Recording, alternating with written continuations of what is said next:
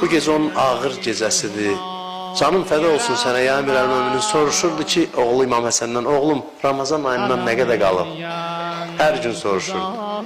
Gözləyirdi bu gecəni. Qızı deyir, iftar açdı, nə qəribə haldaydı atan.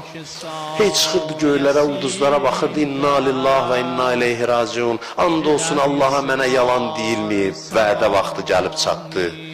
Müxtəsər deyir, az iftar elədi, səhər vaxtı çıxdı evdən getməyə. Gördüm əbası qapıya ilişdi, daş, divar saxlayır onu. Gəldi məscidə öz qatilini yuxudan oyatdı, dedi, dur, bu yatış şeytanın yatışıdır. Qalxdı, azam verdi, gəldi dayandı namaza, alnına zərbə dəyəndə hamı eşitdi, fustu və Rəbbil Kəbə, fustu və Rəbbil Kəbə. And olsun Kəbənin Rəbbinə qurtuldum, nicat tapdım. Bir mələklərin fəryad ucaldı, Allahın Peyğəmbərinin vəsisini öldürdülər, ədalət sütunu çökdü, göylərdən nalə səsi, Kufə qəmə batdı. Hər evdən nalə səsi ucalır, İmam Həsən, İmam Hüseyin qaça-qaça gəldi, va əbəta, atacan. Kilimin arasına qoydular, aparırlar, qatilinin yanından keçəndə dedi, saxlayın. Baxdı ona dedi, məni niyə vurdun?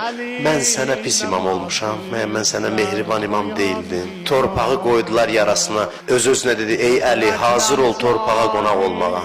Əllərin göstərdi, dedi, baxın, Xeybərin qalalarını uçurdan, dağdan əllərdi, görün necə yanıma düşüb. Ölümü ilə moizə eləyir. Qapı döyüldü, İmam Həsən ağa çıxdı, gördü körpə-körpə uşaqlar əlində süd qabları dayanıblar. Dedi, ağa biz Kufənin yetim uşaqlarıyıq. Heç bilmirdik bizə gecə yemək gətirən kim imiş. Bu gecə gözümüz çox yolda qaldı, gördük gəlmədi o adam.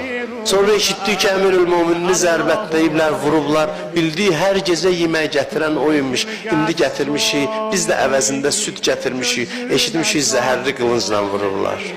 Hüseyin yazım oldu, Allahu Ekber.